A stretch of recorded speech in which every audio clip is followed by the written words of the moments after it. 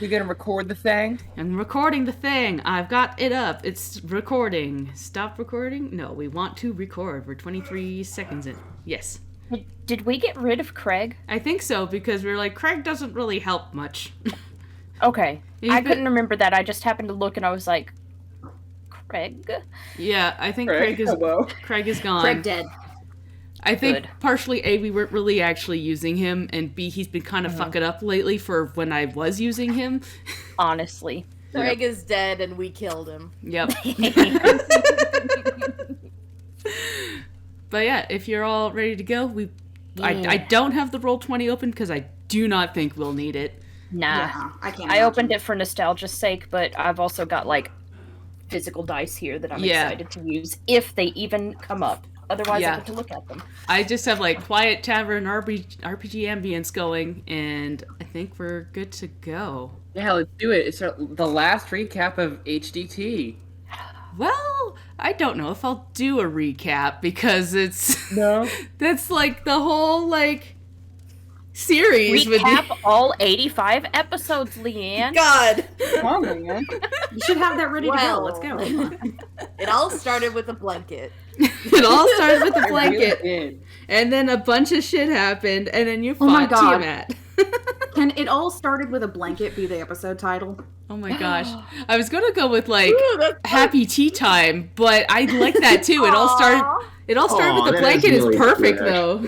Yes. I think I'll go with that, frankly. But yeah, I think I'll lead into this little intro paragraph though first. Yeah. So, on a particularly pleasant day in spring, the birds are singing and the sun is lighting up the great harbor with an array of bright golds. People have begun to go about their day in Waterdeep as they bustle back and forth. On this day, 10 years have passed since the battle against the Blade Brotherhood and Tiamat in the underground temple beneath the streets of Waterdeep. And on this day, a group of people are getting together for a reunion. Tromping down the back alley of Troll Skull Alley. Riley, would you please describe how you look now? Riley's got stars up the wazoo. Yeah, she's definitely adorning like a bunch of stars like on her face, in her hair, on her horns. She's got like a little mini cape with like a little galaxy on the inside, and just sporting up some battle gear because she's probably coming back from adventuring out with Charlie. Yeah. So as you continue down the cobble streets, as the sun begins to make its way up through the sky, you are hit with that sense of nostalgia, and the smell of freshly baked cinnamon buns and hot tea hits you as you come up to where you spent so much time in those 10 years ago. The House of Perseverance Silverton is right where you left it. However, it has gone through some changes in those 10 years. The most noticeable one is a wooden sign that hangs over the door. The logo of a paw print with a flower in its center with the letters Tiger's Paw. In the front window has been repaired, seeing as Alabaster got thrown through it 10 years ago. It has been repaired and expanded so that you can see into the front room, revealing several tables and chairs and a little countertop. Riley, as you go for the front door, you find it opens easily, and the sound of a bell chimes as you enter. Zelphine, you hear that bell. And can you please describe how you look now? Okay, I'll do that for the recording in just a second, but hold on. I have a treat for you guys. Please share the mom fine. Mom Fiend! Yes! Mom Fiend! I'm so pleased. I am looking. Also, for everybody else, Shelves was being so fucking hemming and hawing about, I had some stuff happen in my epilogue. I was so worried. Listen, Yeah, Well, we will get into it at some point, I'm sure, but 2 people, in fact, died in mine, so... We'll get to that. I just didn't say who. Alright, but for the sake of the recording, so y'all know what the hell Momfiend means, Sophine has completely lost all of her former battle gear that she used to wear exclusively. She is now wearing a nice, kind of a light jade green, kind of teal dress. Almost certainly some of Riley's handiwork. That actually has some very nice sheer sleeves to it. There is some dark markings along her skin that are leftover, what's the word for it? Hemosiderin staining. She got some stains and scars left from the bruising from, getting fucking stepped on by Tiamat.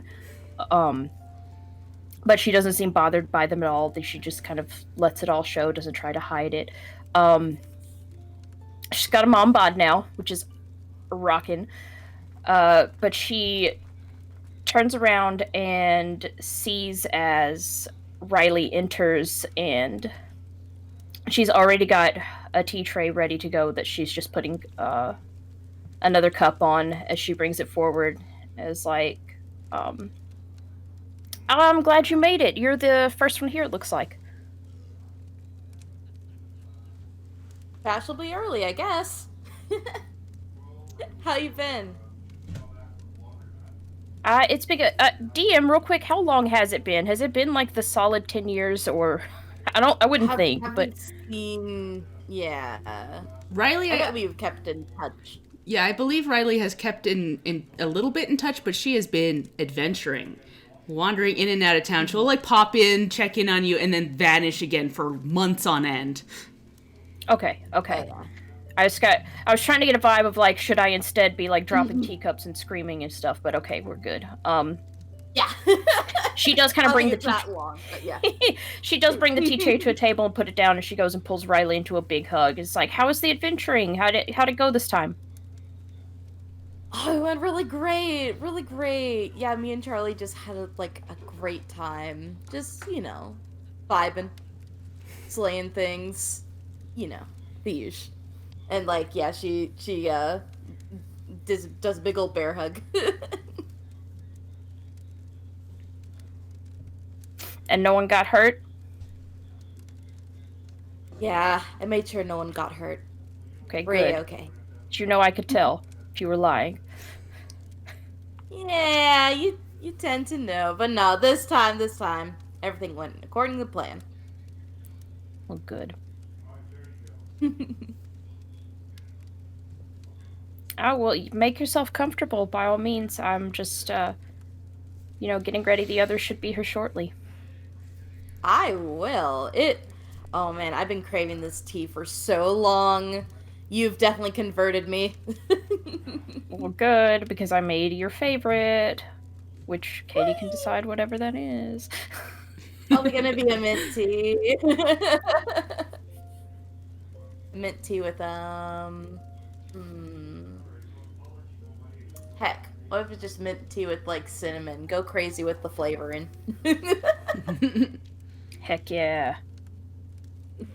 Okay. Yeah, and as you start settling down, you hear that bell ring again. And in walks Brimstone and Saoirse together. Could you two describe how you all look now? Oh, geez. Do you want to go first, Sarah, or shall I? You go first. Okay, so, Brim, he definitely is, I think that Brim at this point has sort of adopted the sort of common garb of his home. So he's wearing a lot furs and things. He's definitely heavier clothed than he was. I imagine a big a pretty thick sort of a winter coat with a fur collar going around. He still definitely has weapons on him, so he's got probably he would still, I think, have the blood spear, because that probably doesn't leave his side, but he's got probably some more like close range stuff, like a couple like knives and stuff. He's wearing boots, and he just seems more he's definitely still clearly in his adventuring days, but he also seems he has a lot less just whereas when he was adventuring with everybody else, he had just a lot of like excess stuff on him, like a pack just full of stuff. His gear seems more set for a specific purpose. He doesn't actually seem to have as much obvious alchemy stuff on him. He has still that bandolier of like different scents and stuff. He is also wearing, I think, I don't think a pendant, but like a belt with like a symbol of like I think maybe like a half moon that is colored red. And I think probably as he as they were walking in, Brim was probably just finishing up like talking with I think like some other yeah, an older orc man who's also wearing like the similar belt outside the tavern. And like the guy sort of like nodded to him and walked away. He seems much more kind of like put together and like he's got everything, and also on his back he has, I think, a little papoose with a small kind of snoring tiefling in it. He definitely looks a little more buff than he was, less of a like he would fall over at any moment, and he's got a little bit, I think, more scarring. Nothing like super major or like he was in any like major battles or anything, but he mostly just like looks a little like the year, like he's just kind of gotten a little older. His hair is definitely longer and braided at this point. Probably with like one long like a couple braids down the sides of his face, and then maybe one long ponytail down the back. But yeah, that's Brim. His the mark is not on display anymore, I don't think. Obviously. And he's definitely, after he talks to the other rookie, like he's talking to Saoirse, and he's like, the triplets got to some business outside Waterdeep. We're probably gonna have to go in to see what happened with that after this, but it can probably wait. They're all right. It's just we need to get a report from them. Saoirse nods, and she looks remarkably similar to 10 years ago. It looks like she hasn't aged too much. There's definitely a little bit more wear lines around like her eyes, and she's got there's something about her that just feels older. Her hair is long, loose. She's just wearing some simple like a blue dress that's like cinched at the waist, but it's mostly just kind of flowy. The biggest difference, though, is from the right corner of her mouth down her throat and down onto her chest, she has a big scar that looks like something bad may have happened, but I don't know if anybody knows what happened or not at this point. Yeah, because you two have been the most isolated up north, people probably haven't heard this story yet. Yes. And has she got the key from Brim? Yeah, she is still wearing her amulet of Saloon, and she's got the key on the same chain. I think Brim might have like maybe not an amulet, but like somewhere like on his person, like a little mark of Saloon somewhere as well. Mm-hmm.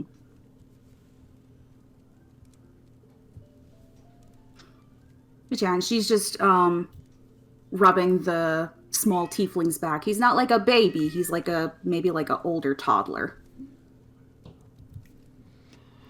Yeah, he's. I don't know if we ever settled on like a specific design for him. He's just like I think he has lighter skin, right? He's got Saoirse's skin, but how her hands and feet and stuff sort of fade to red. His fade to the same gray-black that Brim has. And he's got blonde hair and little black horns. Yeah, a lot of hair as well. He's He's definitely got a lot of hair, and I would say his little tiefling fangs are very prominent. Mm-hmm. And there's a cat here, apparently. Yes. Like, how about that's just Lucky Socks? Would be an old cat. Yeah. Old man Lucky Socks. Lucky Socks, like, I want to eat. What if Lucky Socks became like the house cat for Zelfine's whole situation? Oh my god. Yeah. Oh yeah. Lucky Socks definitely stayed, like, definitely hanging out with maybe Estelle or Zelfine and Percy. So just like. I believe he stayed with. No. I believe Lucky Socks stayed with Wesley, Or right. but he might be here Yes, that's yelling right. at the snakes in the corner. He just appears wherever he's needed. I could very well see him becoming just like the cat that belongs to all of Troll Skull Alley. Yeah, easily. He's everyone's Yeah, cat. exactly. Absolutely. I was gonna say, I don't know how super comfortable he would be just staying at the tea shop exclusively because as you would come in around, just to, for anybody who's looking at the Roll20 map, just kind of that back where that study used to be on the first floor has been expanded as part of like the actual part of the tea shop, like the shop front. But back in that corner, there's like some netting up to keep it kind of separate, but there's an area back there that has multiple snakes living in it. Like, kind of like a cat cafe, but definitely not cats. So we walk Surprise in. snakes. Sorry, go ahead. Oh no, go for it. We walk in and Brim sees Zelfine, and it's probably been like I think maybe a few years. Yeah, definitely for you guys, because you guys went way up north. You haven't had a chance to come back down. Yeah, I think that this might be the first time that like the group might have heard about their son, but I don't think they brought him anywhere. Because it was about he's like 4 to 5 now, so Yeah. So Brim sees Zelfine and he sees Zelfine and Riley, and he just immediately walks forward and just sweeps them up both into a big hug. His hug is definitely a little stronger than it was. Oh yeah. Bones breaking. Oh, Zelfine returns it as much as she can, being very mindful of the child that is on his back. Oh my god, it's so good to see you guys. It's been a bit. I'm so glad you could make it. Mm-hmm. It's been entirely too long. It has. We've been I mean, we can talk about it later, but we've been busy. I can see that. Saoirse buries her face in her hands. Oh, I mean, Nice one, I meant Brim. with like. Nice one. Listen, I meant with like the whole village. Well, sorry, Alderson couldn't make it. He's got a lot of work to do back at home.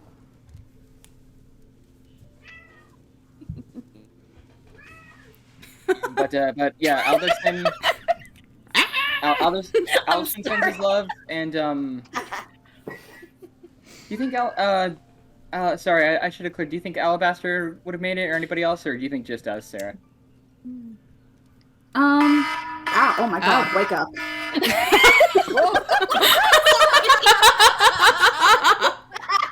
Oh my god, that sounded just like the old sound from like Nickelodeon game shows, and I was like, oh fuck, somebody said the secret word, who's getting slimed?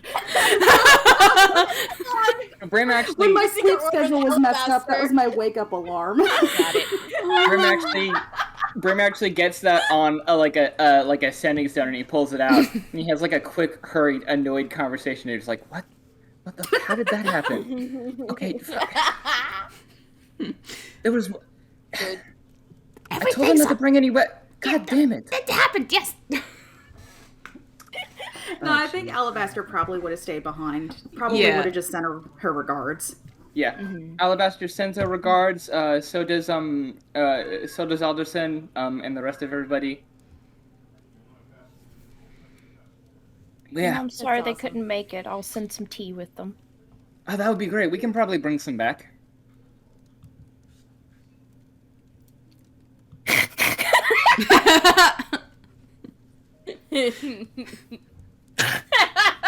Yeah, this is Matty.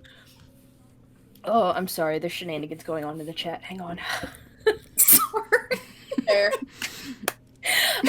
For context for listeners, Sarah was typing in the chat that she's so sorry about Crowley, who is the cat who is screaming, but what actually got typed was, I'm so sorry about Brim. I'm sorry about Brim too. A Saoirse mood. Oh my god. Oh, goodness.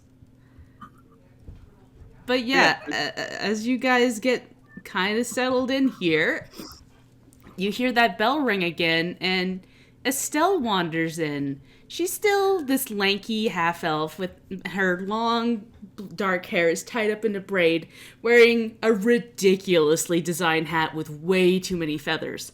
Despite the 10 years, her half-elf ancestry has left her looking still pretty youthful, though you can see around her the age around her eyes. She's wearing this cute little vest dress combo that was designed by Riley, and she goes, yeah, hi, Eamon's just around back, he's parking Maggie, and you hear, like, the flapping of wings as, like, hooves hit the ground, and you look out and see Eamon on Maggie, the beautiful winged horse. Eamon, what do you look like now? So Eamon, body-wise, has not changed at all. Like, he has been clearly doing his squats and such. Now, you do notice that his clothes have changed significantly. He's wearing a very ornate cape with a white fur trim, although you will notice, Riley, that a familiar cloak is woven into it. Sort of as it grew old and tattered, it was clearly repurposed to be part of this kind of beautiful flowing royal cape. He is decked out in mithril armor with kind of this clasp shaped like the symbol of Tyr. And as he takes off his helmet, first of all, you notice the top of the helmet has been forged slightly, almost into a crown shape. And you see that he has his beard and hair have started to gray a little bit. And he kind of walks towards by the way, Maggie looks absolutely amazing. Like, just beautiful, completely beautiful. And he starts to walk towards the door. And he's got this kind of almost way too formal walk to him now, but he's still, he brought his sword and everything. Like, he's still clearly the same old Eamon. As he gets close, you also realize that his eyes have kind of a silver swirling tint to them that wasn't there before. And he kind of gives off a little bit more radiant energies than he did last time you saw him. And he opens the door and says, "Hello." Zelphine looks at him and curtsies, Your Majesty. Oh, come on. Do you have any idea? The people here, they made this big thing. Oh my god, the king is a fucking... Who cares? Oh my god, I'm so sorry. You're right. I'm so sorry. That was very disrespectful. No, it's not your fault. She does instead a very deep bow. Oh, come on. Your Majesty. I mean, I don't know why you expected literally anything else from any of us. Oh no, I expected this exact thing, but do you have any idea how hard it was? Like, they wanted to fucking, oh my god, they thought it was like a royal diplomatic thing. Like, no, I'm just coming here to see some friends. I had to file so much paperwork, which I really forgot the red carpet. Okay, but you love filing. Let's be honest, Damon. You love filing paperwork. It's true, I do, and I gotta say, like, the role of being a king, it's like probably 70% paperwork, 30% violence. So really, I've been very well trained for this. Yeah, I was gonna say, like, as a got your king, dream isn't job. technically everything you do like a diplomatic venture? I mean, because like you are the diplomat. You're the guy. Yes. Of Which is maths, you're why- definitely the most diplo. I had to convince people this wasn't that in order to come here. That it was very difficult. I just want to have some tea with my friends. I am Hi. so glad that you penciled us into your very busy royal schedule. Stop, please. No, we will never stop. This is your life now with us. Please excuse the humble tea setting. The silver is not real silver. Thank you. Actually, that's yeah. Eamon just gives Zelkin like a big bear hug. Go. Oh, she returns it. And And then she goes to give Saoirse one too. She's like, "Don't think I forgot about you." Saoirse hugs back, smiling. All right. Big hugs all around. Big hugs. Yeah, and Zelphine will kind of give Maddie a little rub on the back and say, "Somebody's had a long trip." It was a long trip. Yeah. The boys are upstairs, probably still working on their grand blanket fort that they insisted on building. But as soon as they're ready, he'll have a nice place to rest if he needs it. Thank you. Saoirse, I might need to talk to you privately a little later. Just about something. All right. Why don't I go ahead and bring him up to see them? I don't think I've seen the boys yet. Well, it's at this point you see Percy poking around the corner of the kitchen as he comes over and places a tray of cinnamon buns on the table. The lines Shit, the cops are here. Yeah. The lines on his face have increased, but his usual grumpy exterior has been replaced with a calming smile. Dressed in a pink shirt and brown pants, his one horn now contains gold cracks through it. He just, at that comment, he smirks and goes, "Cops are always here. Always watching." Well, everyone's here. How about instead of chilling out I was thinking of taking the boys to the park. And at the word park, you hear thundering noises of feet as they tear through the house, and you hear the yelling of 3 boys slamming into Percy. "We're going to the park!" one yells. And then one kind of looks over and goes, "Hi, Auntie Riley, Uncle Eamon, Uncle Brimstone, Auntie Saoirse, Auntie..." And he's like completely flabbergasted how many people are here. And then the oldest one walks over and crosses his arms. A wing snake perches on his shoulders. "Come on, Dad, I'm old enough to take the twins to the park." Brant, we're taking an edgelord just like you, Zelphine. Brant, we talked about this. We're going to be taking Joy with us too, and perhaps Matty, he can sleep on my lap while you all play. And he goes, "But Dad! Brent, Benson, Quentin, Silverton, what have we talked about?" Fine. And Percy... Something's just shaking her head. If he makes eye contact with her, she's giving him the "don't look at me" look. And yeah, and Percy goes and scoops up the tiny form of the 1-year-old Joy. Small blue tiefling with white hair. Walks over. That is if you want us to go to the park, but I figured we all get out of your hair while you closed up shop. Eamon will go up to Joy and he'll bend down, and he knows how he radiates kind of this like little paladin light. He's gonna boop his own nose, and then the light will turn off, and then he'll boop it, and it'll turn back on again.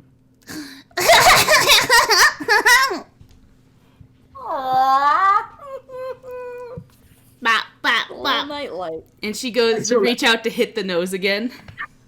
And it turns back on again. And then Eamon will pat her little head. And as she keeps patting your nose, and eventually sparks come out of her hand and almost blinds you as these bright, colorful fireworks kind of spark out of her hand.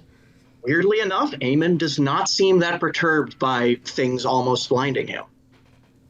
Yep. Freaking used to it by now. Just random magic happening. Riley pats little guy on the head. It's like, "Hey, how's my BB cube doing?" I swear to God, I've told you not to call him that. I will! You said I can't! I can't not! It's so good! It's all your fault, too. It is! Sorry, what are their names? Sorry, I've lost track already. Okay, so little baby is Joy. Two of the boys are about Maddie's age at this point. That's Red and Will. And then the older one is about 8 right now, and that is Brant. Right. His full name is Brant Benson Quidian Silverton. The second middle name was insisted upon by Riley, and Percy and Zelphine didn't realize what the problem was until it was well too late, and so now his initials are, in fact, BBQ Silverton.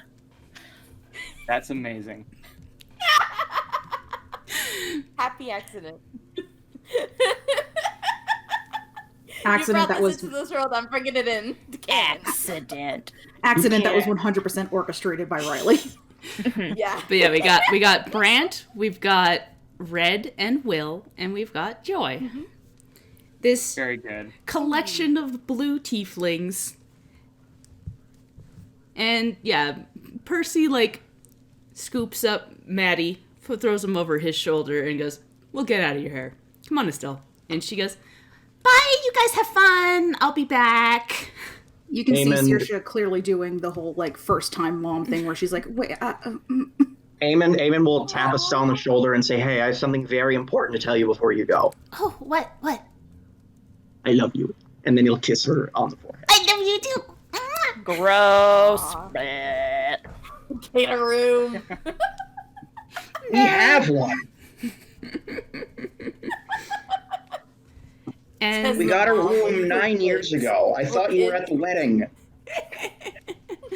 Zelphine will kind of rub Saoirse's arm and tell her he can absolutely, he's welcome to stay here if he wants, if you'd prefer that. But I think he'd have fun getting to know some of the other kids. I think the triplets are already running around causing trouble, so oh yes, I'll help round those in too. they decided they wanted to start an adventuring party, and I've been trying to stop them, and I cannot stop them. Oh, good. Don't let Brant hear that. Oh, shit. Yeah, Mom, I want to join the adventuring party. No! Uncle Adele taught me how to fight. I'm good at He it. wasn't supposed to. I think Brim will actually just like so that Maddie doesn't freak out because he was sleeping most of the time. He'll like wake Maddie up and he'll say, "Hey, little frog. Yeah. Uncle Percy is gonna take you out to the park with some of your cousins. Park. Yeah. Be good, okay? Okay. Grant, the rule is no swords till you turn 12. So what? I love you, little guy. Just be good. Play nice with your cousins, okay? Okay. All right. And he gives you a big smile. Saoirse bends over and kisses him on the head as he walks past her. Mama. Thank you. And with that, Percy and Estelle take the menagerie of children to the park, leaving you all together.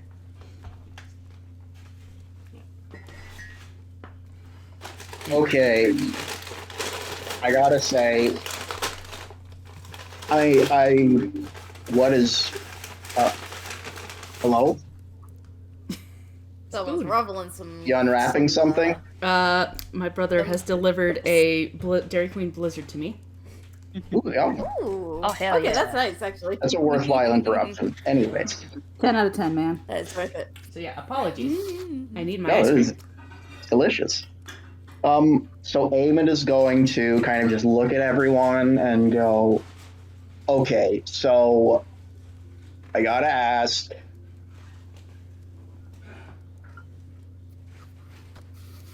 what made y'all decide to, no offense, Zelphine, I never figured you for someone who's a big fan of children.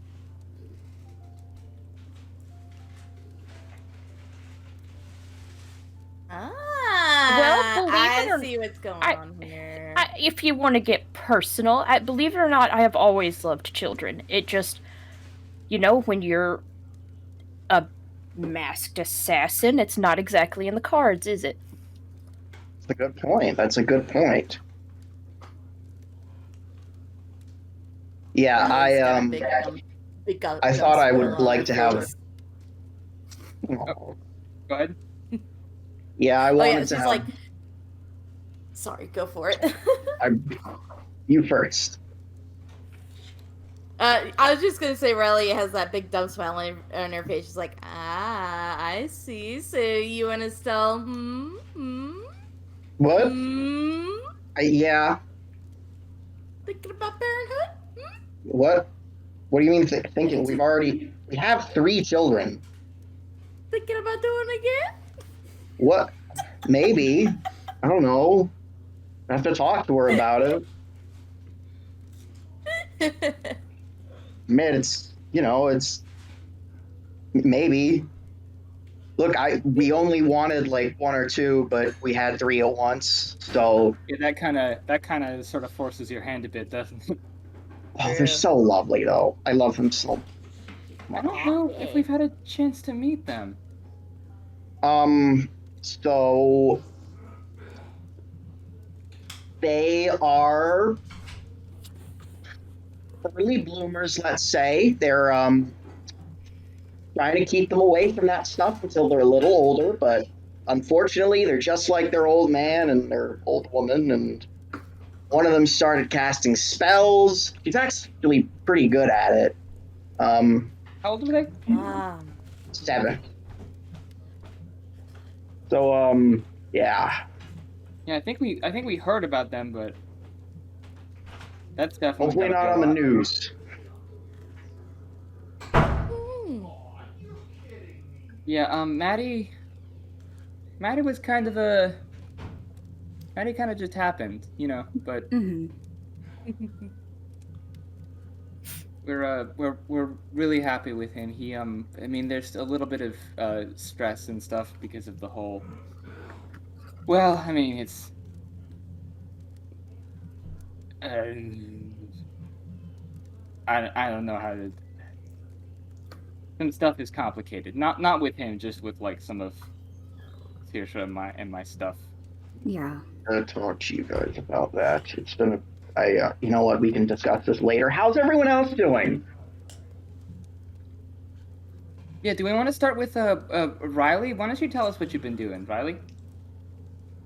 Oh yeah. Well, I'm just hanging around, adventuring around, thinking of probably settling down sometime soon. But I don't know. Probably have to talk to Charlie about it. And Leopold too. Because they probably want to stop adventuring sometime soon.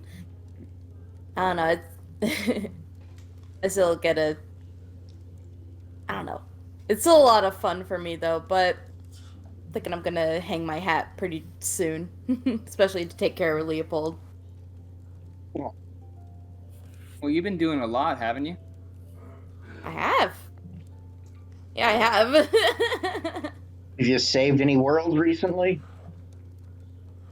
I've stayed in a few towns, not like as grand like scale as like last time we've all adventured together, but just a few towns here and there, a few cities, a few damsels in distresses, you know the deal. Nice. Well, the realm thanks you for it, but it'd be nice to have you around more often. I mean, we're Yeah, I think always I looking want for. to. The king always needs adventures. If you ever want to get some easy work, maybe come by, hang out a bit. Yeah, if you need me for anything, I'll be there in like a zip for sure, dude. All right. Yeah, that I don't know if you invented like that spell scroll you gave me. I don't think the sending one. I don't know if it's working properly. It's like kind of.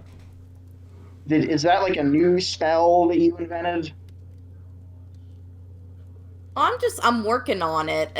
I'm still kind of rusty on my my writing and stuff. I need a little bit more practice, but yeah, if it's glitching out, just let me know. I'll tweak it a bit. For what it's worth, I like it. Yeah, tell us Yeah. about last 10 years. Like, I'd love to hear some specifics of what's been going on. Yeah, well, I mean, as you know, Charlie and I, like, we started adventuring together. I like met up with the four beans, the gang that was at the Blade Brotherhood. You know the guys. I'm spacing Never on their names. apologized I to that forget. dude for threatening his boyfriend, did I? Ashford, Belfry, Salem, and Dawn. I literally made them and I totally forgot their names. My memory is so bad. And yeah, he wasn't too butthurt about that. No worries, Eamon. Okay. But yeah, I ended up meeting up with them. And we did name ourselves the Chaos Crew. Trademark. Oh. Excellent. I love it. Spelled with a K. Business cards. Spelled with a K specifically, so to differentiate ourselves from Critical Role, who also did that. Did Oh we my ever god! decide Did on they a name? I'm sorry. Did they name their new? Out of character. Did they pick that name in the interim after you'd already chosen it?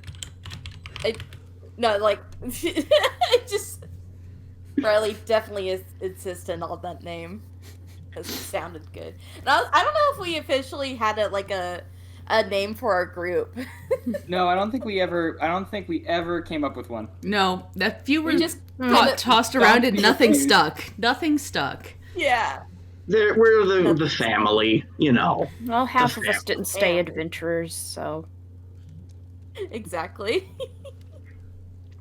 So yeah, there was still some Brotherhood business down in Daggerford, so to pick up on Radiance's mess, I kind of head down there and tried to stop the two. Well, ended up there's two groups of Brotherhoods. One that like kind of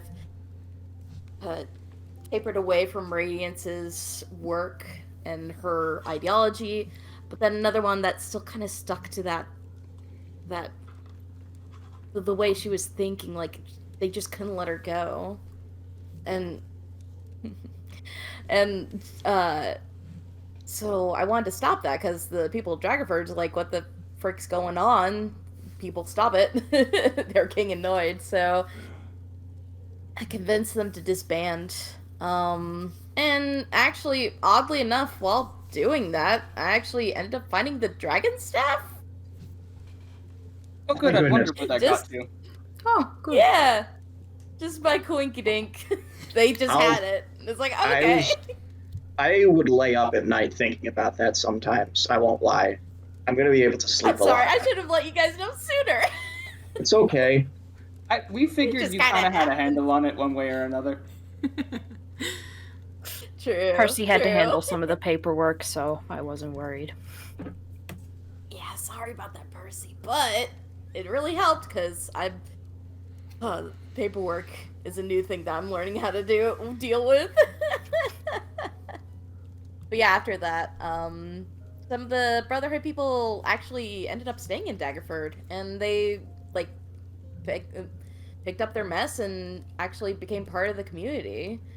There's still some bad beans, but thankfully to Percy and Zelphine for their rehabilitation program, they're on the right track to becoming like good people again. So thank you for that. Oh, It's no really good worries. news.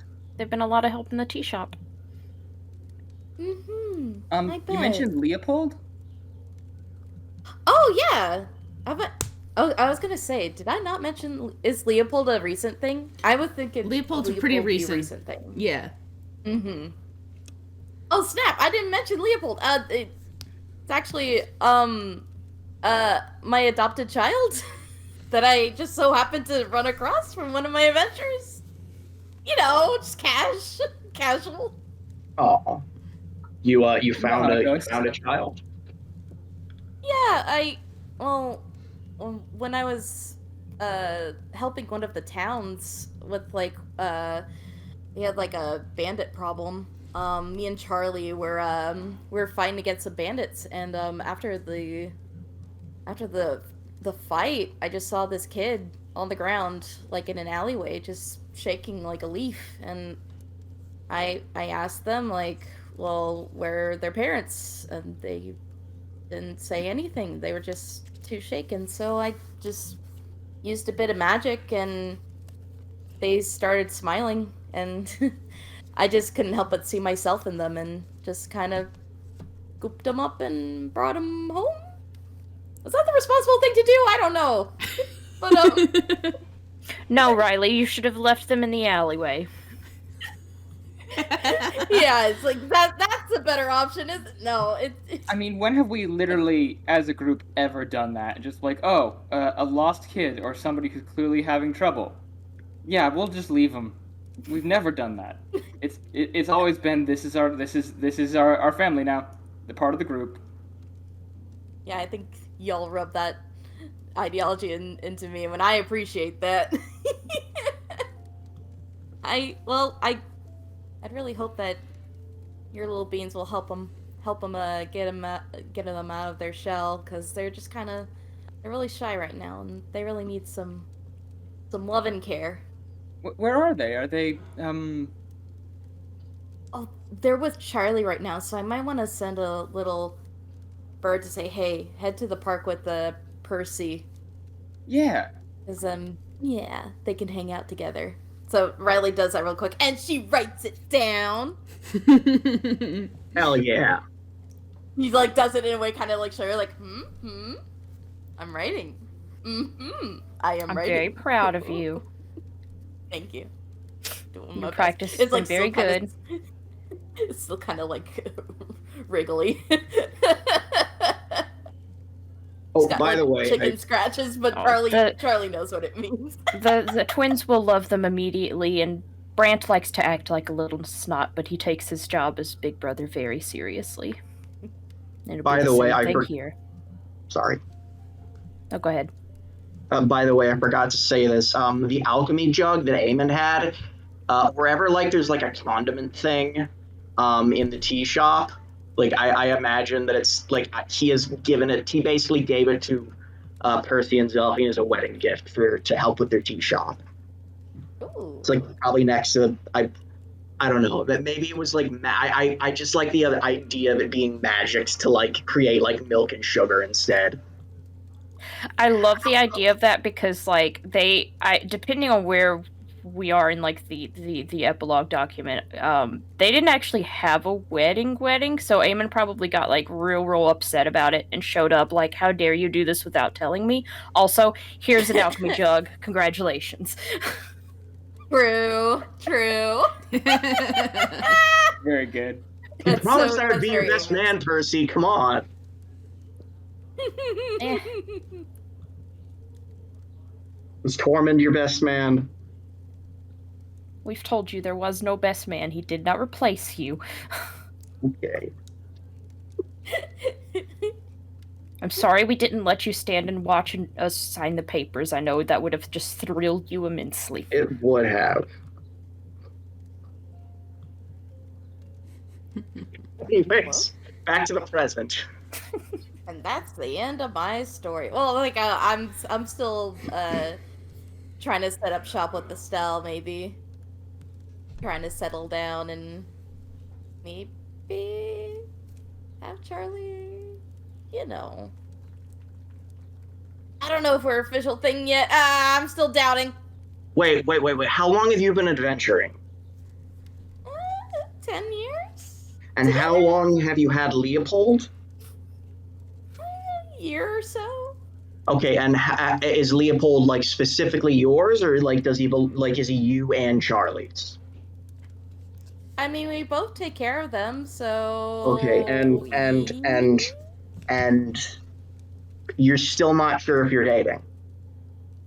I don't know. Have you kissed? Yes. And I'd say Riley it's- blushes. I'd say you're Eamon's gonna probably look- at least talking, at least. And you guys get onto me for not having a wedding. She just sighs and shakes her head. Clarify even- also for the radio audience. Leopold's pronouns are they them. Yes. I apologize. Yes, they them. Yeah. And Sorry, Aim just should've kind of clarified. Aim kind of just looks directly at the camera. Like The Office. Nice. Anyways, No matter how old Riley is, she'll still have gay panic. That never goes away. They'll figure it out eventually. I mean, to be fair, I don't think Saoirse and I kissed until she was in mortal peril. that You know. sounds like you. Doesn't it?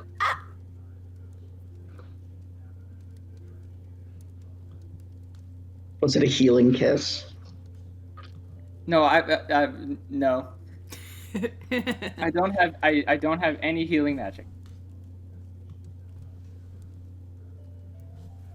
But was there anything else, Riley, that you wanted to mention? Was there? To be honest, I think that might be it. I think that just about covers it.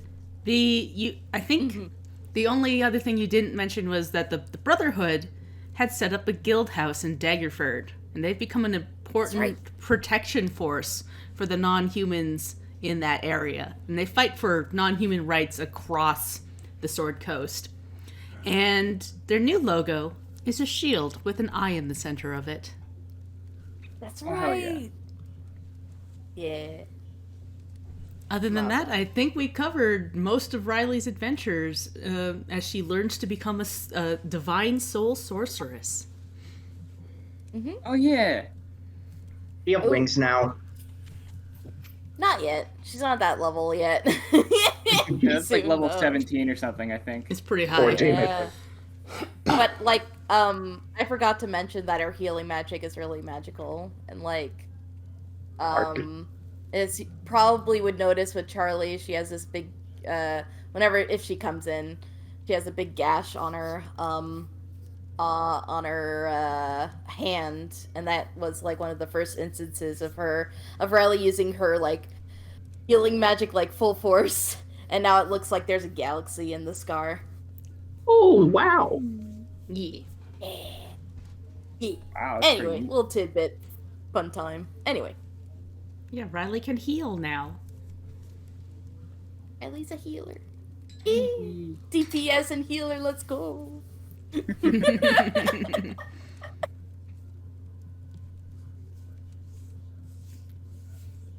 So the tea shop looks amazing. I Yeah, have to tell say. us about your whole situation.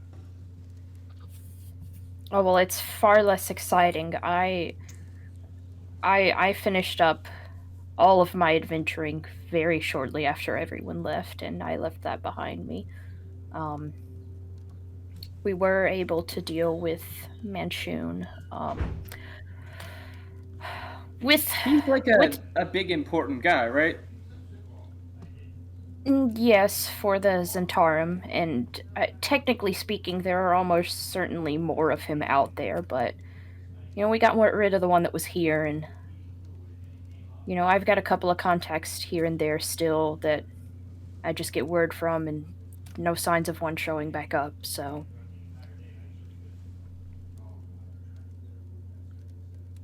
We had some help from Jarlaxle, which almost certainly what made that even possible, but Are we still on the hook with your Axel? Is that a thing?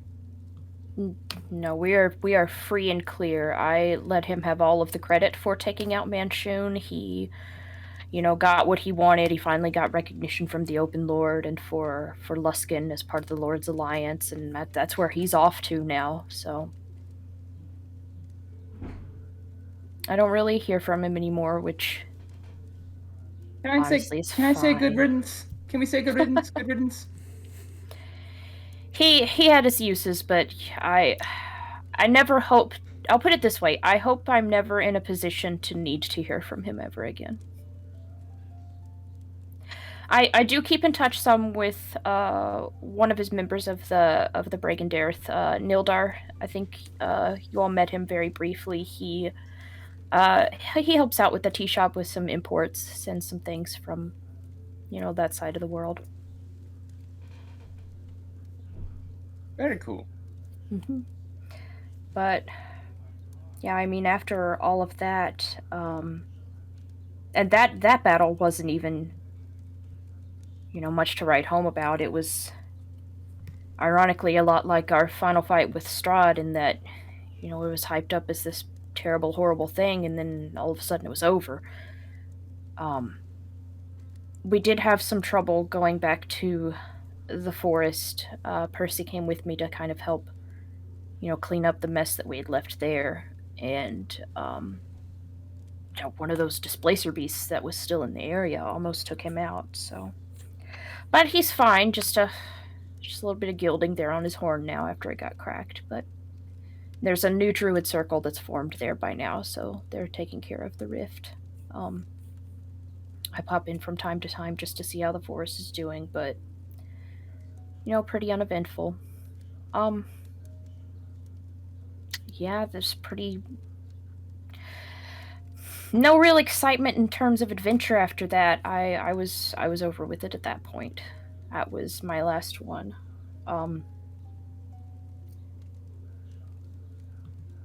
I did eventually get into the rehabilitation program in Waterdeep. It took a little bit of convincing, by which I mean the first time we asked, they said no, and I got arrested. Percy actually broke me out of jail, and that's when we dealt with Manchun, and then after that, Percy, they did a figured crime? Percy did a big crime. I was very proud of Such him. a huge crime! That's a joke. I was not proud. I was horrified that he would actually do that. Because he tried to come in boy, disguise and then it wore crime off, boy. and so they definitely knew that he did a crime. Crime boy. Tormund still has not let him live it down, I don't think, but I think I don't know how anybody but us would feel about the fact that we're very proud of him for doing a crime. I'm not proud. I'm actually horrified. Nah, you're proud of him. No, I'm not. well, he broke Proud me out of little jail crime so that we boy. could deal with Manchun, and then the Open Lord herself got involved, and she got me set up with the rehabilitation. And let me just for context, were you guys officially a thing at that point or no? No, we weren't. We're all really good at this love thing, guys. A bit later. It did. 10 out of 10. I listen. In case the. Sorry, Shelbs just went blank and forgot the word that she was about to use. The stampede of tieflings earlier did not clue you in. We are well past that point now, but no, at that exact moment, no, we weren't. That wasn't too much longer after that, but when I was actually, properly part of the program and trying to figure out what on earth to do with myself, I had the idea for the tea shop, and then I did another crime in that I did start running it illegally out of Percy's house without his knowledge at first. Yeah. But we legitimized it. He, to my great surprise at the time, did not revoke my parole, but instead got us zoned to do it properly. So you committed tax fraud, is what you're saying. There were several crimes involved, honestly. It was kind of a collection of crimes, but he got all the paperwork done, got it all taken care of and legitimized, and we just kind of pretended that those first couple of weeks of business had not occurred. And I think the idea was always to have gotten this little place in the dock ward, but we just kind of, I don't know, we kind of quit bringing it up at some point, and the tea shop just stayed here.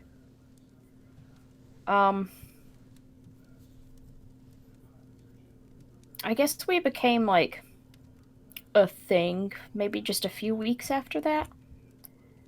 And we were just kind of in a nice little status quo for a while for the first year or two, just here at the tea shop, living together. Then the status quo was very suddenly disrupted by dear sweet Brant. But we talked it out and decided that that's what we wanted after all, so why not? And pretty much, I think it was the day after we found out that we were having a baby that we went down to the magistrate's office, took care of it, and got married.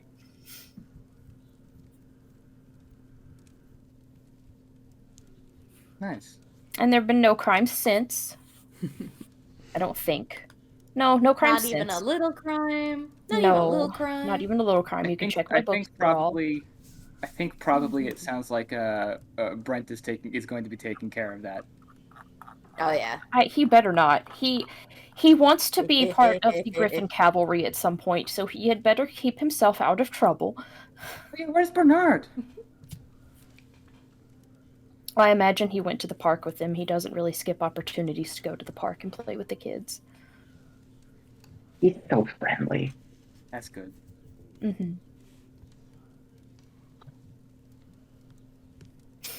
Yeah, I mean, after that, we had Brant. A few years later, we had Red and Will, and about a year ago, had Joy. That's been about it. Just family and tea. Well, that sounds lovely. Have you heard from your dad recently? Oh, yeah, I do hear from him here and there. We still talk just about every day. He's actually, Joel helped him set up a portal so he gets to visit every once in a while. It's not for long, and it takes a long time in between to recharge, but... How does he feel about being a grandfather? Well, you heard Brant. He's already taught him to fight, and he says he's bringing swords his next visit for Red and Will. I'd be surprised if he didn't also bring something for Joy, but...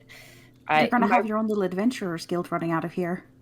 You can't give swords to children. It's not safe. I told him very explicitly that they could not learn to fight until they learned to read. I bet he's super proud of them, though. So he took that seriously with Brant, but now I think he thinks he can get away with a little more with the others, but... When we met Olive, didn't we, immediately give her weapons? Yeah, we did. I think Zelfie gave her weapons immediately. I think we that were was so Mingo. young. I We were so young was back then. a different person. And also, we were in Barovia. Fair. That's fair. Oh, I guess, one other thing I should mention, Riley would probably know this, but and Damon, I'm sure too, but the others, that we did lose Tony a few years back. Oh, no. Yeah. Nothing, no. Obviously very, very sad, but it was just natural. Flumps don't have an exceedingly long lifespan. We still go visit his little grotto. Two of his offspring, the ones that I named Booker and Locke, after dear Percy's aliases. They have pledged to continue the family business of aiding passing adventurers for a price, so we still go visit. The shenanigans. The family business of the shenanigans. Yes, the shenanigans. I obviously the shenanigans that Tony always got up to, and she's going to gesture to the little area of the tea shop where there are some snakes hanging out, and see, there are several that are of the winged variety. They've got scarring and things in various places. You kind of get the immediate impression that these might have been rescued from Zentarum days, and maybe something that she has continued to do. But there is one very large, python-sized snake that's just kind of curled up back in the corner, just vibing, having a little snooze, as best as you can tell, because snakes don't have eyelids, but that's a different... Anyway, he is this bright green, very familiar color, and you suddenly realize that is Party. What happened to your guy? Well, what happened was Tony tried very hard to get me to sneak off with one of his vials of the good stuff, which, I have banned from this household. And in the little bit of a kerfuffle that happened there, Party swallowed it, which is when Tony decided to let me know that he couldn't actually find any tongue of madness like he usually uses for his good stuff. And it was a different fungus called bigwigs, which does this. It typically is supposed to wear off. We are still waiting for that to happen. That was several years ago now. We're not entirely sure what to do about a snake who does not eat but has swallowed something he should not have, and Party doesn't seem bothered by it. So he turned Party into a festival. Exactly. Very good. Very good. Party doesn't seem bothered by it. Brant was just ecstatic. He was very small at the time, but he's always loved animals, and Party was his favorite, so it just... That's his life now. That's Party. All these snakes everywhere? Oh, yeah. Most of them don't stay for too long. We got a lot of them out of the Zint hideout once we, cleared the whole place out, and kind of started my own little tiny rehabilitation for them. Just That's good. letting them find homes with, whoever they can. The exception being Zipperford II. That was the little blue-winged one that you saw. He's latched onto Brant now. So he was mine, but now he's his. Percy has a little friend named Biscuit. No wings, just a little albino friend. That's adorable. He's probably off hiding in the study somewhere. I don't know. But yeah. The complete 180 from how you were when we first met you is pretty amazing, I gotta say. I'm pretty pleased with it myself. Yeah, although I suppose I'm not one to talk. Honestly. Look at you wearing proper clothing. Finally. Impossible. Well, listen, it just kind of got a little bit too much with like the problem is like that I think Saoirse actually talked to me after one of the meetings with my group that just if I'm going to I have to establish a dress code amongst everybody else, and like not some people took me not wearing like kind of my whole aesthetic as an excuse to go completely naked, and it was just a bad time. And you completely intimidated the younger ones who were just like, why is this 7-foot naked man talking to me? Yeah, it was bad for recruitment. Zelfine snorts.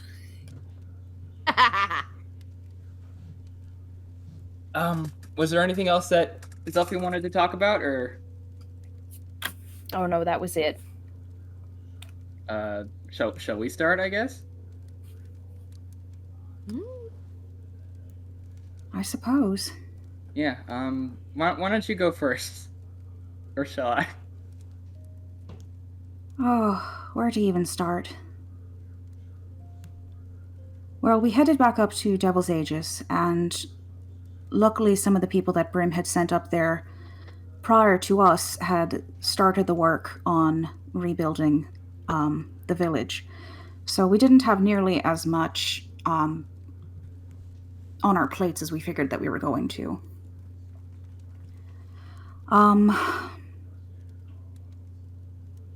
A lot of it was just slow going, getting everything set back up. Alabaster settled in very nicely, very quickly. Really started to take to gardening. And she's sort of become the head of agriculture, I guess you could say, up there. Yeah.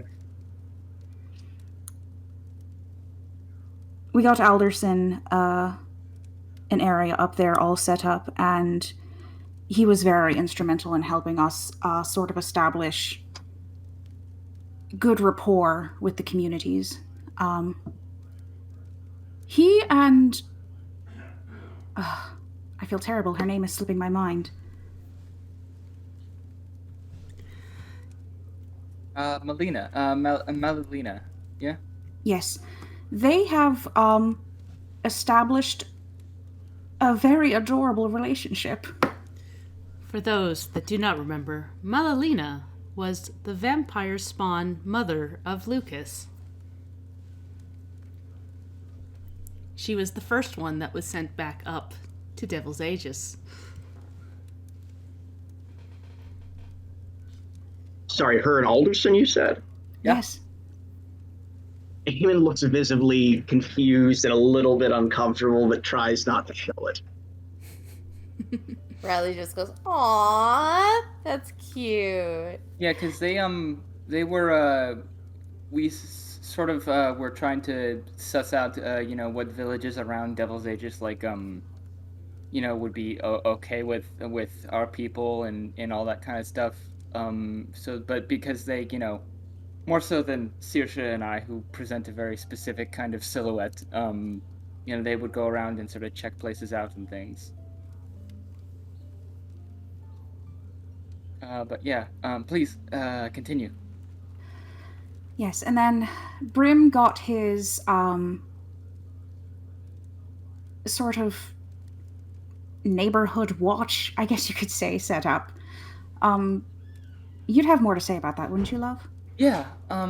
So there's before we all kind of finished up with everything, there was we had heard some stirrings of some werebears around the Sword Coast, and I went and investigated that and kind of set up a parlay with them.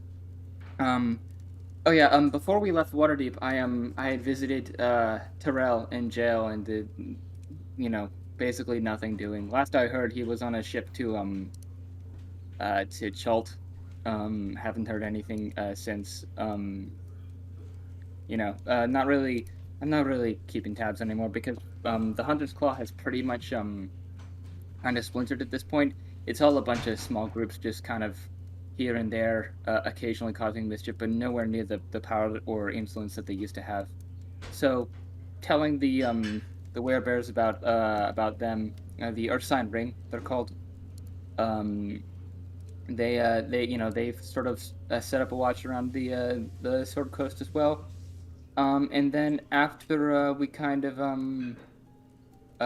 sort of set everything up in Devil's Aegis, I established my own kind of a circle, my own sort of a group of lycanthropes, blood hunters. He kind of gestures towards his belt, the Circle of the Blood Moon. That's who I was talking to. Livingston was actually out there a little bit. He I think he actually came from he said at some point he was came from Zalgum or somewhere near there. But then we've got not too many members. It's been a little bit tough getting them established. And we do have that was who I was on the call with, was a member of the Urson Ring who actually joined us. His name is Horatio. He's referred to himself as the Wonder Bear. He's a dear, sweet man, but perhaps a little too zealous. A little bit, but he's very much an honorary member. And then of course there's the triplets. They're humans. Rory, Corey, and Lori. They go in and out of the area, but pretty much we just kind of establishing a better reputation for lycanthropes and helping people, sort of tame the beast, as it were, that kind of thing. Of course, we have he kind of like, you see Brim's eyes kind of glance at the little papoose he's got, and like we kind of have had a lot to think about with that. Lycanthropy is hereditary, it turns out. So we've been helping Maddie sort of deal with that. He's too young to go through the taming, obviously, but hopefully, because he's been growing up, we've talked with him about it. We've been very open and clear with him growing up. Church of Saloon the teachings are very. I mean, we're not going to make him follow that, but like the teachings are very positive towards lycanthropy, as long as it's less of a horrible curse and more of a condition to deal with and use as you see fit. But it's definitely one of the worries we've had with him. I have heard that, generally speaking, if you're born with it, it's a lot easier to control. So that's what he's finding, at least.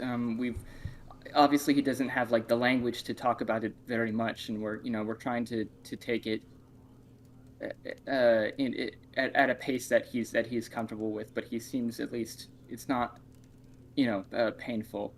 We've also made it very clear to him that if because Saoirse still got inroads with gods and stuff. If he wants to if he wants the curse removed, because it's technically a curse, he can go through that anytime. Whatever. We're trying to educate him and leave that decision up to him as best he can. Give him all the resources he needs. Yeah.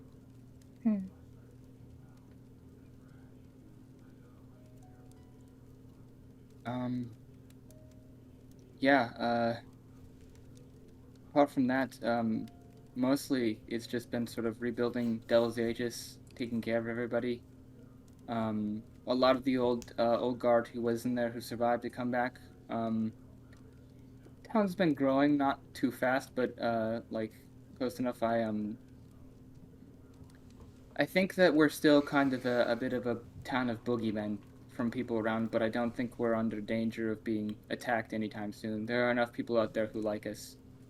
Thanks in no small part to you kind of had Saoirse's arm. Saoirse's help. I'm not as much of a diplomat as she is. Saoirse just kind of blushes and shrugs.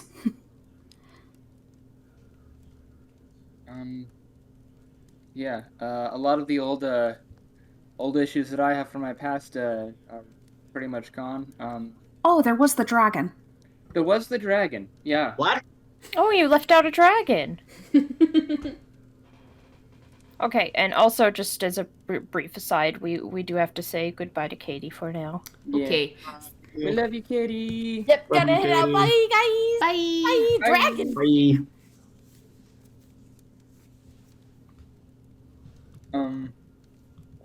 Yeah.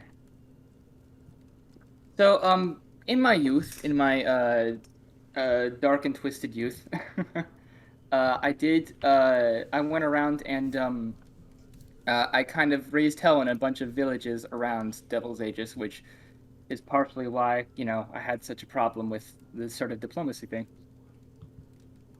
One of them was run by a black dragon. And eventually, I guess they have long memories. He kind Here. of, when he realized that we were sort of around, he came calling, and everybody worked together really well. We were building, actually, at that time, a tower for Alderson, sort of a kind of a library slash. Is it? I don't know it too well. Is it a planetarium kind of thing? More of an observatorium. Right. We had gotten that built, so with that and everything else, nobody got seriously hurt. But we did manage to defeat him. And we're on the lookout, but I don't believe we have any sort of next of kin to worry about or anything, so that was fine. Easily the worst of the problems from my past we had to deal with. There was some mayor from a while ago that I had pissed off, but he was dead and gone at this point.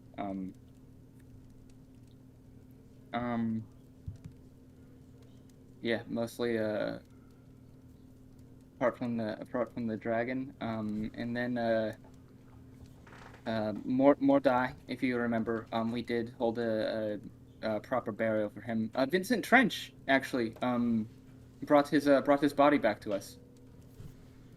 So that went well. Oh, you know who else showed up? Kirvi and Pharaoh. We're there. Oh. Yeah. They've been pretty regular members. And then only a little bit. Well, before we had Matty, I believe. Yeah. Just remembering our timeline before we had Matty, right? I don't know what you're referencing, so I don't know. The thing where The trouble. the big thing. The big thing. Trouble. Yeah, that was definitely before Maddie, because that was actually technically right when Saoirse and Broom were getting together. Yeah. That's everything on my end. I think we have maybe one more story. We'd heard some talk about some cultists that were starting to encroach onto the mountains. And at first we were content to sort of ignore it. But then they started causing problems for a lot of the towns that we had good in with, and I decided that couldn't stand. And we tried to take them on, and I ended up getting captured for a bit. And they were cultists of Orcus. And come to find out, that is my direct lineage. So that's where the scar sort of comes in, because they were trying to bring him back. And, you know, blood is the easiest way to do that. So why not go for a place where there's a lot of blood very quickly? But Brim got there and brought the Ursine ring and the Blood Moon boys, and we sort of got that nipped in the bud. But Brim smiles when she says the Blood Moon boys and kind of shakes his head. Boys are back in town.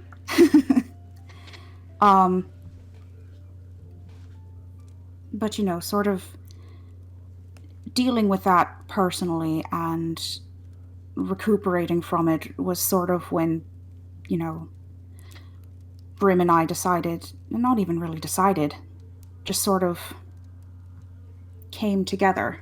And then not too very long after that, Maddie came along, and that's been a source of panic constantly, wondering if something's going to happen there.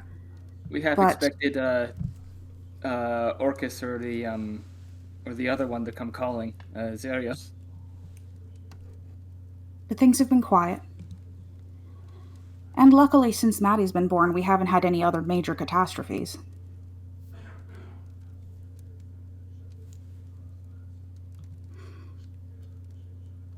But yeah, I think that's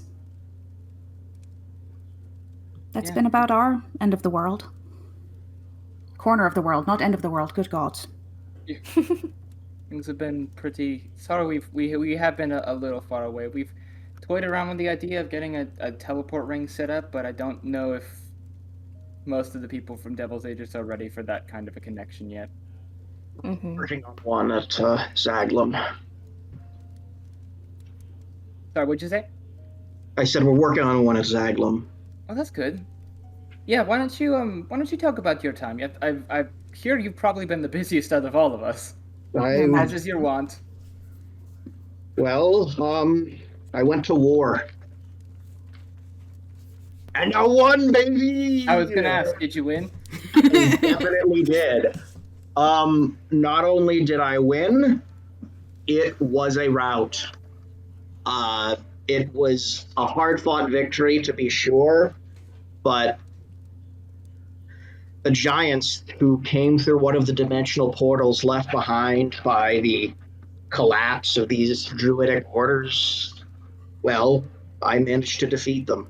We managed to defeat them, I should say, and We lost a lot of good men along the way. I don't know if any of you met Lazar, but he's already died 6 times, and I think on his 7th, he decided to take a bit of a longer rest. Zelphine, for that brief moment mentioning him, did avoid eye contact.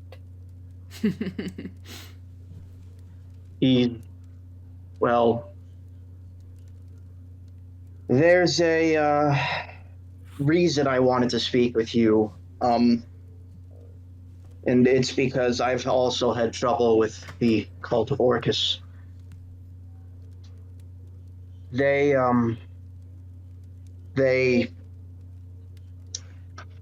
when I got to Zaglum, and it was a long journey and was difficult, but I managed to rally all of the orcs behind my claim and managed to get the support even of the ogre clans who tended to stay in the mountains isolated. It was the largest army that I've ever seen assembled, but I had to meet with a larger, just as large army of giants. And when I got to Zag, physically larger, maybe not numbers, but when I got to Zaglum, I found Reynold had made a pact with Orcus, and all of these fallen paladins twisted demonically with these abyssal energies into creatures that I could barely recognize, and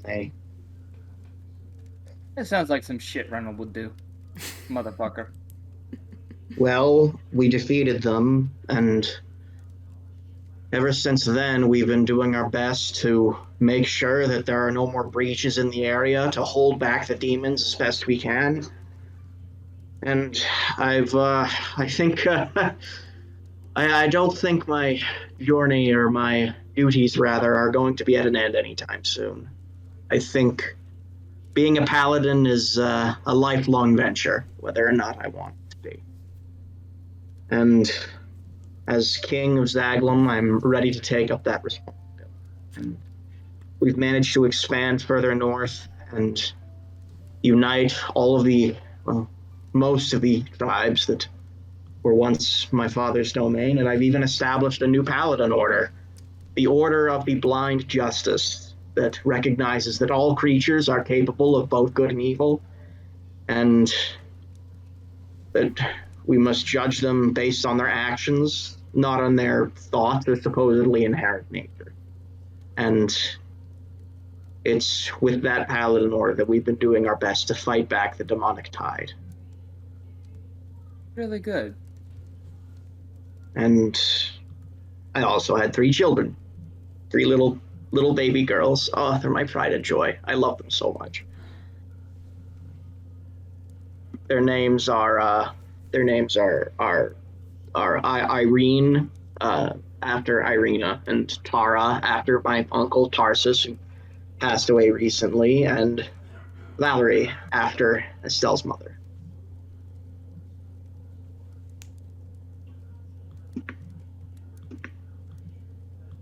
Hey, that's really good. It sounds like you're really doing well for yourself. The kingdom's been doing quite well, although, like I said, the demons not exactly easy to deal with, and we've been sending out expeditions of paladins and whatnot, trying to ensure that they don't spread. But it seems as though we missed a few because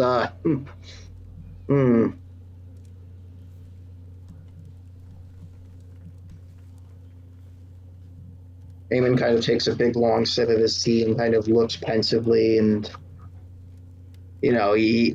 he's certainly more fulfilled than he was before all of this, but he seems much more worried and anxious because he clearly has a lot that he cares about, and he's very, very worried about losing it.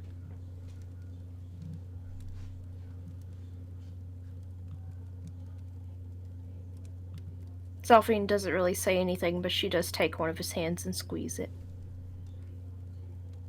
It's been difficult.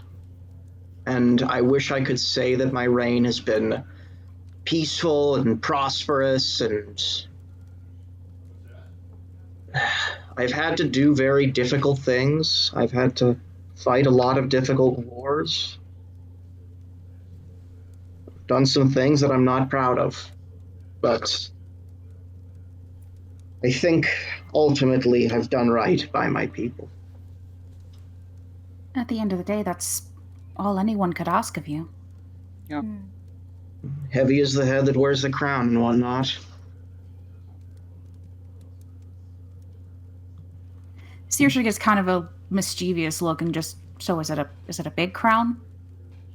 Okay, so when I beat the Giant King, I actually took his crown and I am using it as a throne because of how big it is. That is my throne. Is That's the a big Giant crown. King's crown.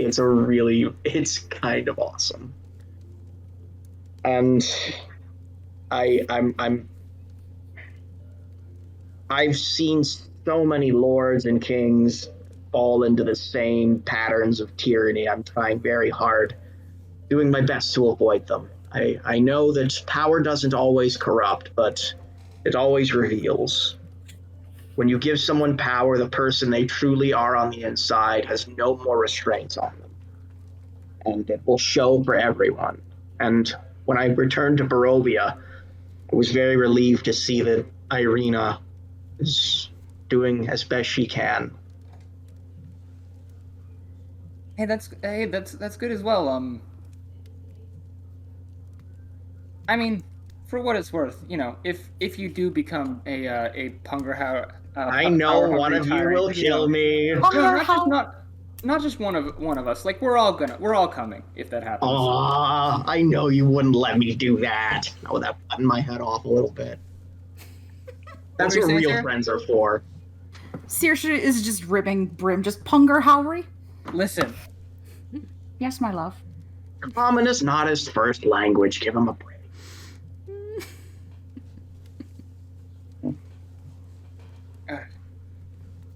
well, I mean, hey, not bad for 10 years. Everybody lived. Well, most of Except Tony. Sorry, what did you say happened to Party? Party ate the bacon? What? That was confusing. Remember what happened to me in Barovia where I became really big? Yeah, Party did that and then stayed that way. Yes, there's a fungus from the Underdark. There's a lot of weird fungus in the Underdark that can cause magical effects, and this is whatever he ate was made of bigwigs, which will, cast whatever spell made Brim Giant Man.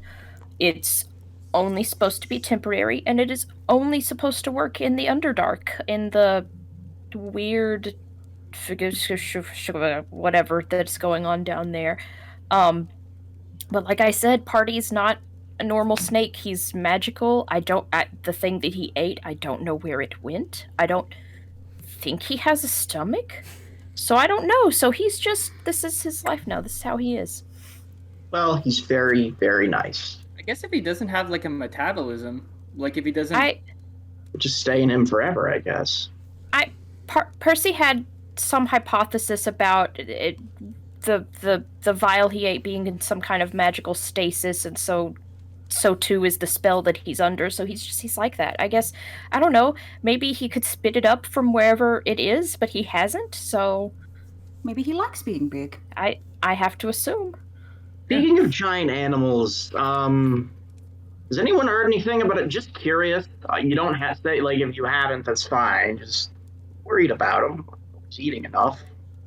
Sheldon's been, haven't seen him. we don't. My group doesn't tend to journey to the sea much. But you will be glad to know that there's no giant crabs terrorizing the mountains. Okay, Yes. good. We are free of giant crabs. Hate those mountains.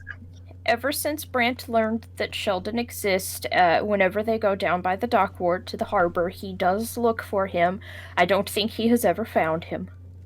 I'm sure I would have heard if he had. It's so cute, though.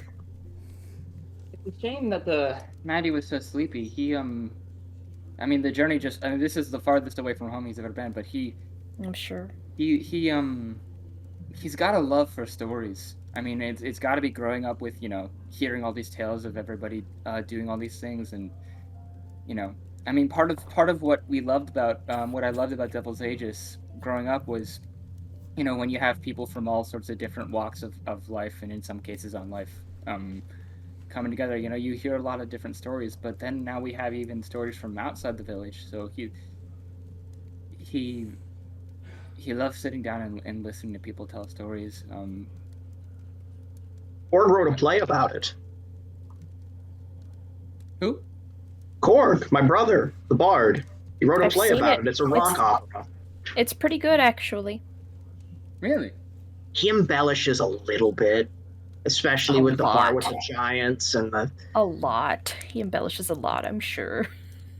I gotta say though, his special effects, like that bardic magic, like you feel as though you're on the battlefield. And the reason you feel that way is because he uses like this phantasmal terrain spell, so it literally transports you into a magical ethereal battlefield. You get to see everything.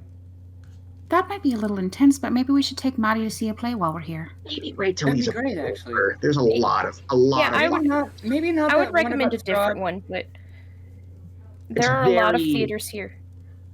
There's like a splatter zone. Maybe don't like. There are a lot of theaters here, Zelfing? There are a lot of theaters here in Waterdeep.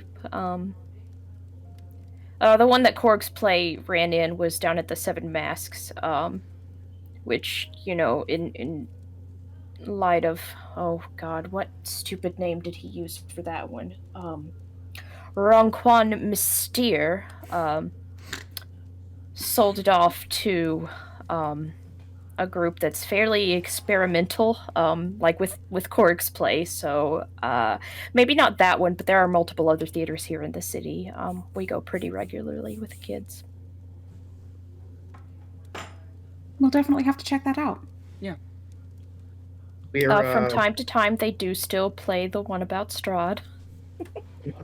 Has it gotten any better? No. Korg That's tried to one of write a those that, sequel, like, but it's gonna nobody be wanted bad. to. In fact, that play has gotten worse because it has gotten notes from Charlie. So now it's a romantic play I'd like on to- top of it all. That perverts the whole point of it. Uh-huh. It's just become Bram Stoker's Dracula. Uh-huh.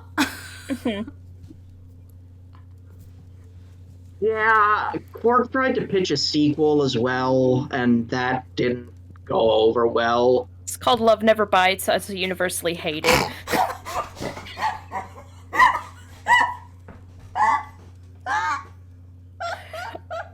You're all welcome. I'm very funny, thanks. I'm gonna fucking die! So good. Shelps, this has killed me. Oh. So, as yes, sorry. Well, I feel like you're about to answer this question, like you just have a hunch, but I was gonna ask: has anyone seen Lucas and Theo lately? I was gonna ask the same thing. And yeah, as on cue, you hear that door open again, ringing the bell. And standing in the doorway is a male tiefling with long, reddish-brown hair tied back into a ponytail, dusty red skin, and a tired look on his red eyes. A used dusty blue coat with a clean red vest and cravat loosely tied around his neck. He's looking a little scruffier, looking a little tired. He adjusts a pair of glasses on his face and goes, apologies, I know the sign said you were closed. I was just passing through and I felt this pull to poke my head in. And it, you can see, in his eyes, a little bit of confusion as things start to click into place. And he kind of tilts his head. My name is Dr. Theodis Callan. It's a pleasure. You're a Theo. doctor now? He's and it's at that point it clicks and he looks at you and a small smile crosses his face. Yeah, doctor. He closes the door and comes in. I'm sorry, ma'am, I don't think I've met you before, he says to Saoirse. The feeling is mutual, but I imagine that it won't be for long. Zelphine has interrupted this to burst into tears and pull him into a big hug. Eamon joins the hug immediately. Yeah, he like leans his head onto you, Zelphine, and goes, I thought it was a dream. I chalked up everything as a dream. It all felt so weird. I thought I'd never see you again, and we had promised you it was going to be okay and that you were going to come with us. And I named one of my sons after you, and I'm just really glad that you're here. What? That's oh, all right. Brim will quickly give Saoirse sort of a rundown on Theo and says he's a very good friend of ours that was with us in Barovia, and I kind of beefed it and married him to our friend Lucas, and then he got transported to another dimension. So that one's kind of been hanging on my conscience for a bit. How does marrying someone qualify as beefing it? I don't know. I feel like I was like inviting karma to like fuck things up. You know how it is. And yeah, you make room for him at the table, and he sits down. And I was in my office in Zant. I had opened a small practice, and I was going through an old chest of things I had collected over the years, and I found this. And he pulls out the simple gold ring, though if you look hard enough, you can tell it's a coin that has a hole stabbed through it. I couldn't remember what it was, or where I got it from. I just knew it filled me with this nostalgic sadness at the pit of my stomach. It was then a strange woman came into my office. Long black hair with stars in it. I didn't know who she was, and she smiled at me and said she wanted to give me a chance to see some old friends. Though she couldn't send me to them for long, there was this flash of light and I was standing in front of this shop. And yeah, then the dream just came back to me. That nightmare in Barovia, and then the happy days in the Serpent Isles, and then it was back to my normal life, facing off against the Empire. I can't say that things went well, but we did send them packing in the end. It cost us, it cost me, more than I was ever hoping to lose. In these last little bit, I didn't want to be a general anymore. I didn't want to be a killer. So I trained to become a doctor. Here I am, I guess.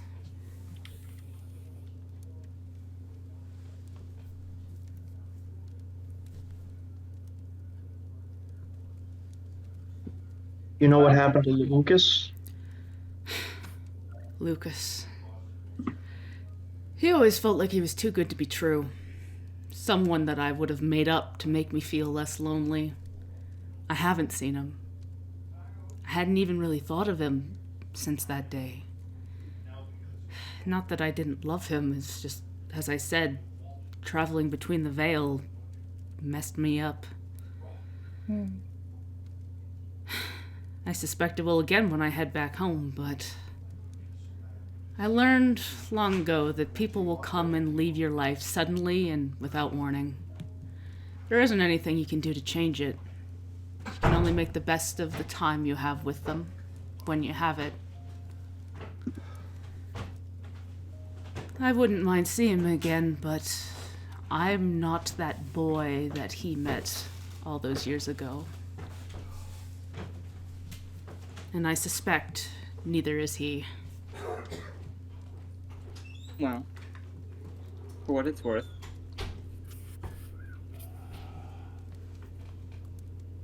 the people that you were then, yeah, maybe different, but at the end of the day, it's still, just because you're different now doesn't mean that what happened then didn't matter. Of course it mattered. I think that And as he says that, he is looking at his own hands, and you see there is a couple other rings on there. One with a unique pattern that looks Greek. One on his middle finger, and one... It looks like there would be one on his ring finger, but there's like a tan line there.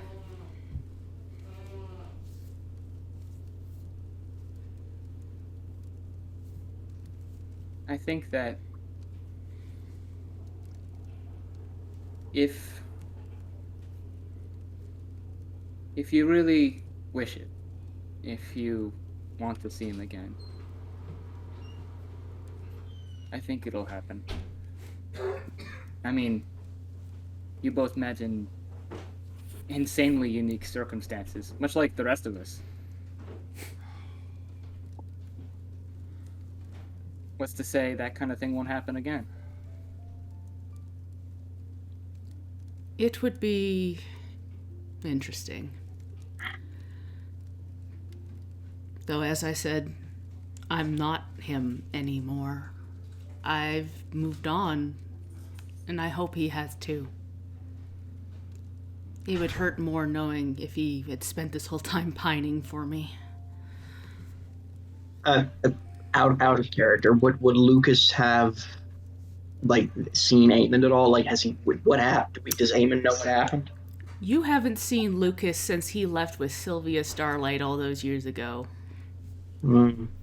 I think, did Brim and Saoirse see him once? No. You've No. seen other You just asked about him when we were doing our thing. Yeah.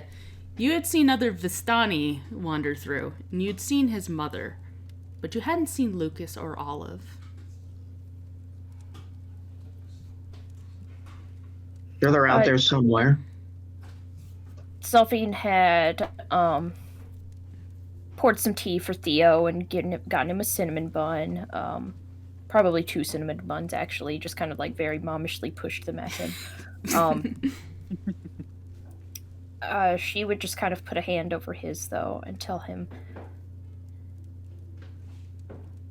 well, when we last saw Lucas, he was looking for you, but it's been years since then. We've heard nothing, so I don't know if he's out there still looking or, what he's looking for anymore. Well, I hope he finds what he is looking for. Hmm. I will always, if I remember, treasure that time between us. But as I said, I have my practice. I adopted a little girl named Astrid. She's not so little anymore. I've had flings, I've had more serious relationships. Could never quite get the handle on a solid one, though. And of course, there's all those world politics I've gotten myself estranged in, but time moves on. It's nice to know that this dream I had is a little more real than I thought it was. Brim is going to go into his sort of pockets and things, and he's going to pull out, I think,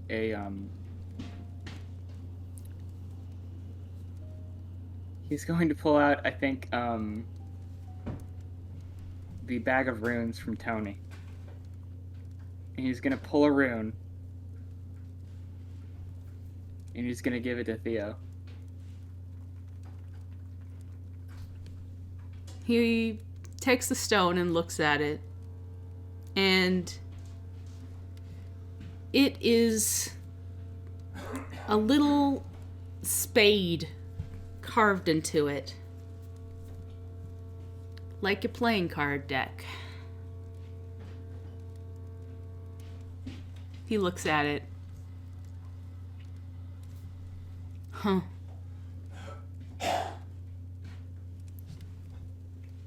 I don't quite know what this means, but thank you. Keep it. I'm sure one day we'll figure it out. And Theo, just so you know, there's always been a place at our table, at our hearth for you. If I find my Whenever way we're back ready. here, I'll remember that.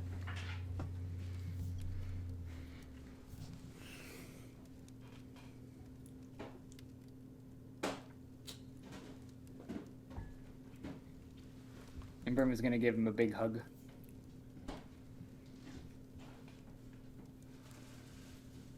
Zelphine will suddenly just stand up from the table, like, I can't bear you not remembering. Hold on, I have some things. And she's going to start packing a little bag with some teas in it.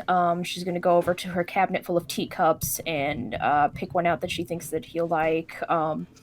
Somewhere over on the wall, there's like basically like what's that magic item? The scrolls of remembrance that are like kind of like taking a picture, but it's like a sketch, like Yeah. a magic one. She's got like a family photo up over there. She's just kind of muttering to herself, like, we're taking a new one soon. It's fine. She's gonna put that in there. And just packing him a little bag with like that picture and some tea and other things, and we'll just kind of push it into his hands and say, you have no choice but to remember us. This will definitely stick more than what I had before. I named some ravens after you all. I thought the names just came to me in a dream, of course.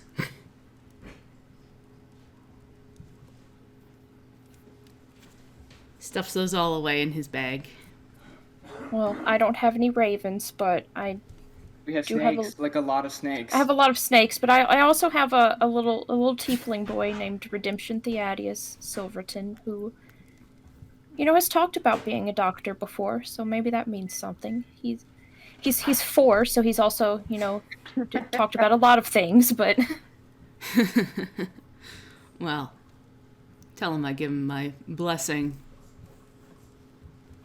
Hope he becomes something wonderful. I'm sure he will.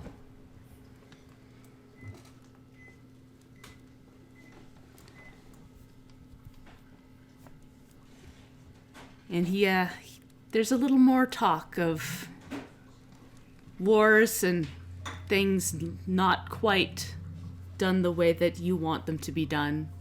Chats of regrets and things that are happy.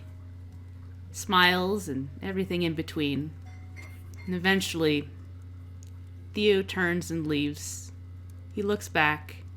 And as you glance out, you see that woman, Sylvia Starlight, the dragon, you think. Long black hair, stars in her hair. She smiles, puts her hand on Theo's shoulder, and the two of them vanish. Zelphine had fretted that whole time, giving him many big hugs, asking if he was sure he couldn't stay for dinner. They were going to have soup. But she does eventually give him one last big hug and wave him off. And as they disappear, you hear the voice of Sylvia, a voice you haven't heard in a long time, and she goes, "Don't worry. Everyone is connected at the universe's tree's roots. Everyone is on their own path. And you are on the correct one."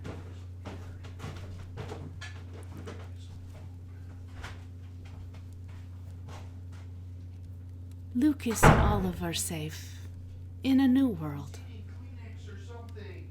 I'm sure one day people will get to see that too.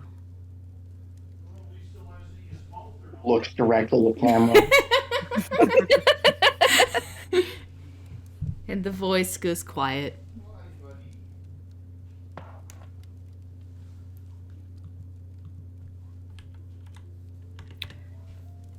Zelphine will start putting some of the tea stuff away. She's kind of wiping at her eyes, like trying not to cry again. Kind of gathering herself, and she'll ask, "Well, Well, speaking of dinner, are we just about ready to get started? What do we think? I assume at this point, like all the kids and people are back. I was gonna say if they aren't, Yeah. she could send a note to let them know. Yeah, you like that. You get that quiet moment, tears, and then you get the loud noise of the wall of children coming back, singing a song that Percy is trying to lead them in. The wheels on the drag go round and round. Round. Eamon pulls out like a giant mutton from his bag of holding. It's kind of I brought some brought some food. I He's figured gotten more awake. I imagine Maddie is definitely more animated. He's definitely a quiet kid, but he's like listening to everybody very intently. I feel like the twins are probably just attached to him. the triplets are having a it's all it was mutton, giant mutton, not giant blunt. The triplets, I imagine, are you know how like little kids will talk super super fast. They are basically having like an hour-long conversation condensed into about 30 seconds, one by one, all three of them at the same time, with everybody in the room. Wow.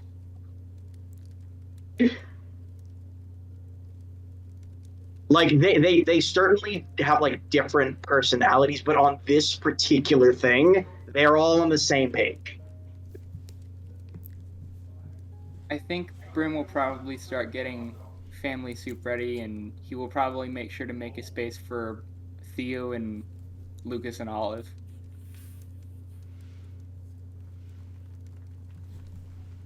Yeah, Eamon will help as best he can. Although we'll probably clear out of the kitchen once Percy gets here. It's like, oh, the boss is here. All right, let's let him do his thing. Damn straight. Dad, you said damn. Yeah, Shut up. Dad. He will. Jar. And Percy goes over and drops something in the jar.